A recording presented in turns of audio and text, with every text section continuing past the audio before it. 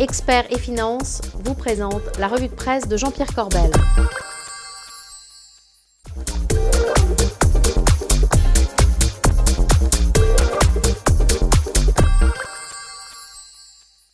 Bonjour, c'est mardi et c'est la revue de presse du Club Patrimoine en compagnie, comme toujours, de Jean-Pierre Corbel. Jean-Pierre, bonjour. Mais qu'est-ce que vous faites encore? C'est une baguette magique, Bogdan. Bon, oui, je me suis déguisé, c'est une baguette magique et je me suis déguisé en premier magicien de France, je veux dire en François Hollande. C'est quoi encore cette histoire? Eh bien c'est simple, notre président c'est le David Copperfield de la fiscalité. Il suffit de regarder cette une des Échos du week-end. Le gouvernement annonce à grand bruit qu'il va réduire l'impôt sur les sociétés et le ramener à 30%, figurez-vous. Et paf, d'un coup de baguette magique, eh bien, toute la perte fiscale qu'on a générée avec cette baisse d'impôt, on va la récupérer avec une nouvelle taxe, figurez-vous, avec une assiette plus large, cette taxe, le BE, l'excédent brut d'exploitation, et ça sera 3% en plus de l'IS. Alors, le BE, en deux mots, c'est quoi? Vous savez, Bogdan, ce que c'est. Oui, mais pour nos internautes. Alors, l'excédent brut d'exploitation, c'est le résultat plus les amortissements, plus les éléments exceptionnels. Ça veut dire simplement que c'est plus forcément que le résultat fiscal, et ça veut dire qu'on va taxer les amortissements, donc l'investissement, donc la compétitivité. Bravo. Super. Peut-être un autre petit tour de magie, non? Et bien sûr, alors en période budgétaire, le gouvernement nous prépare son Magic Show. Effectivement, regardez encore une fois cet article dans les Échos. L'exécutif veut réduire les avantages fiscaux des salariés dont la complémentaire santé s'insère dans un contrat collectif. Alors je traduis, Bogdan. Oui, ça veut simplement dire qu'on va taxer les mutuelles, vous savez, les complémentaires santé, et la part patronale de ces mutuelles. Et je vous rappelle qu'au printemps, on a prévu qu'il faudrait une mutuelle obligatoire pour l'ensemble des salariés. Donc ça veut simplement dire qu'on va taxer tous les salariés un peu plus sur les avantages qu'ils ont. Mais bien sûr, il n'y aura pas d'augmentation d'impôts, on le sait bien.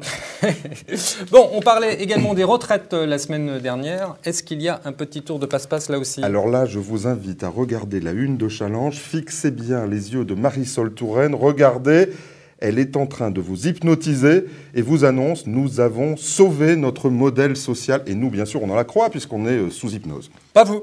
Ben non, bien sûr, je ne crois pas, parce que je ne crois pas que les jeunes générations accepteront plus longtemps de payer plus qu'on n'a jamais payé pour toucher moins de retraite, Bogdan, que leurs parents ou que leurs grands-parents. Et cette réforme, eh bien, comme par magie, elle se cache derrière un écran de fumée, mais le tour de passe-passe est ailleurs. Et il y en a une qui n'y croit pas. Regardez, en page 2 de Challenge, c'est Marie-Noëlle Lienemann, une ancienne ministre, socialiste, et elle nous dit, Marie-Noëlle Lienemann, si Pierre Moscovici envisage le plein emploi en 2025, pas besoin de réformer les retraites. C'est QFD, Bogdan.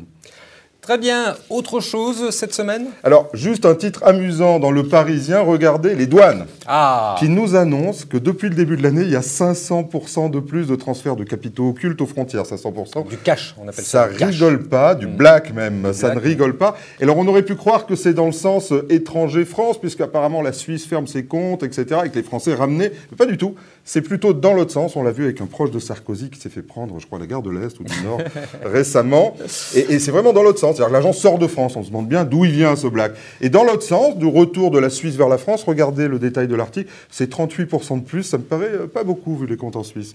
Bon, est-ce qu'il nous faut un top avec tout ça? Oui, bien sûr. Alors, un top très sympa et rapide. Regardez cet article encore dans les Échos. Le fichier de la Banque de France qui recensait les entrepreneurs qui avaient fait une première faillite. Vous savez que c'était noir et ça ne permettait pas d'emprunter. Eh bien, ce fichier va être annulé cette semaine. C'est bon pour la compétitivité, ça. Alors, petit flop, alors? Eh bien, on va revenir pendant les vacances. J'ai gardé quelques trucs assez amusants. Et regardez, la une du Point en plein mois d'août qui parle du génie français.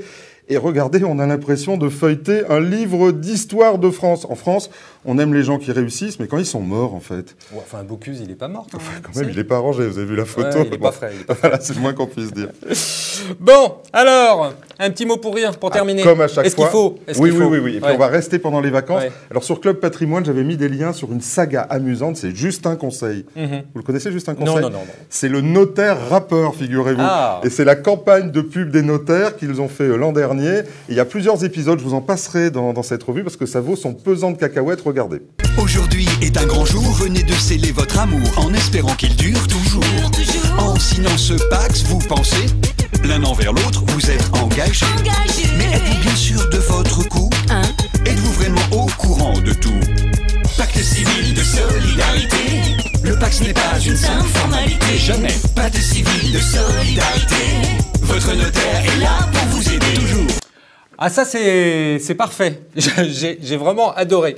Alors juste une petite précision parce qu'il y a aussi un autre top cette semaine et le top c'est l'anniversaire de Jean-Pierre Corbel. Ben il voilà. a aujourd'hui 51 ans et il fallait donc qu'on les souhaite et donc Mais- on lui a ramené un joli petit gâteau.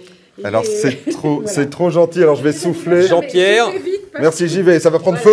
Ah oui, là, je crois que... D'un coup, j'ai réussi. Juste un mot, Bogdan. 51 ans, dans le désordre, ça fait 15 ans, non? c'est pas vrai. C'est vrai? Jean-Pierre en tout cas très bon Mais anniversaire. merci, vous êtes adorable, je vous embrasse. Allez. Allez. Oh. Merci, Bogdan. Quant à moi, il ne me reste plus qu'à vous remercier, à vous donner rendez-vous la semaine prochaine. D'ici là, gardez-vous bien.